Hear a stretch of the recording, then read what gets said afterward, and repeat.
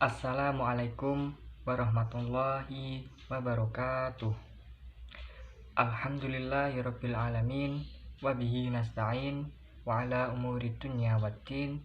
Wassalatu wassalamu ala asrafil anbiya'i wa imamil mursalin sayyidina wa maulana Muhammadin wa ala alihi wa sahbihi wa barik wa sallim ajma'in. Amma ba'd. Perkenalkan, nama saya Rafli Yahya Ainul Majid dengan NIM 2030110037. Di sini saya akan menjelaskan materi yang telah saya ambil poin-poin terpentingnya, yaitu materi tentang keberagamaan Islam.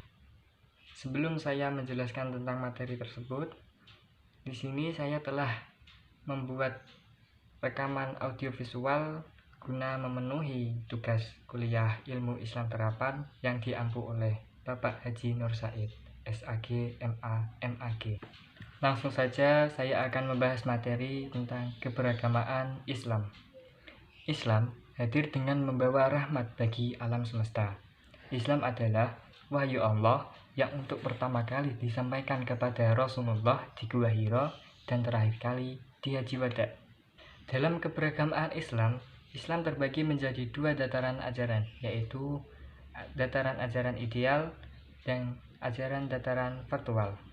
Islam pada dataran ajaran ideal bersifat transendental, yaitu tidak meruang waktu.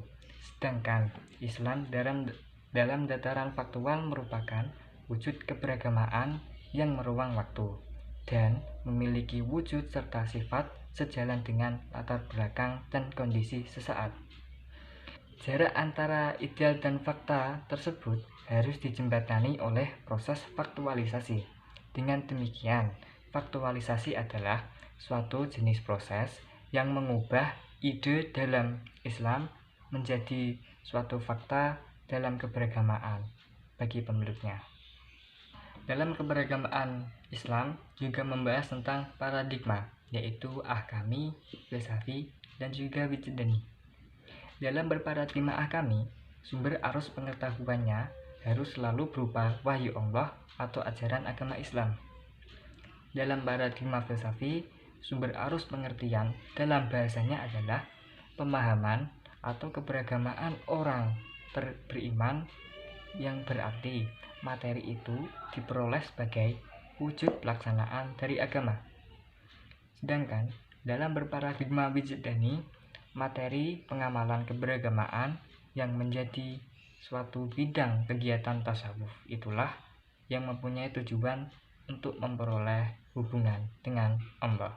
Dalam proses membentuk suatu keberagamaan Islam tidak hanya berhenti pada paradigma ahkami, filsafi, maupun wijdani semata, tetapi juga harus sampai pada paradigma amali.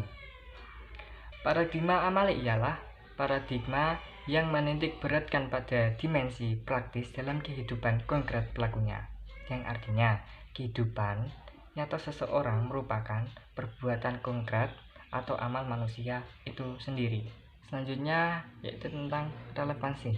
Relevansi antara materi tersebut dengan program studi ilmu Al-Quran dan tafsir ialah bahwasanya Islam, ilmu Al-Quran dan tafsir ada kaitannya tentang mempelajari hal-hal atau peristiwa yang ada di dalam Al-Quran, misal tentang peristiwa dan larangan melakukan suatu hal, kehidupan setelah kematian, kehidupan yang ada di akhirat, dan lain-lain. Sedangkan relevansi dengan berparadigma ialah menjadikan Al-Quran sebagai paradigma itu sendiri, dengan cara menjadikan Al-Quran sebagai paradigma keilmuan Islam sekaligus sebagai ideologi bagi umat manusia. Kesimpulannya, dalam proses faktualisasi Islam itu terjadi karena Islam bersumber dari Al-Quran dan hadis yang pasti kebenarannya mutlak. Tapi kadang ketika dipahami manusia itu menjadi relatif. Karena itu, jangan menganggap pendapat sendiri adalah pendapat yang paling benar, sebab hakikat dari kebenaran ialah hanya milik Allah. Kita sebagai manusia hanya perlu ikhtiar dan ijtihad untuk menemukan jalan kebenaran. Jadi, perbedaan pendapat merupakan suatu rahmat. Nah, pada implementasi ini, Islam menjadi penting untuk dihayati dan diamalkan untuk kedepannya kepada umat manusia. Demikian materi yang dapat saya sampaikan pada kesempatan kali ini. Semoga bermanfaat bagi kedepannya dan semoga dapat kita aplikasikan dalam kehidupan kita sehari-hari. Yang benar datangnya dari Allah, yang salah datangnya dari pribadi saya sendiri. Kurang lebihnya saya mohon maaf. Akhirul kalam, wabillahi taufiq wal hidayah. Wassalamualaikum warahmatullahi wabarakatuh.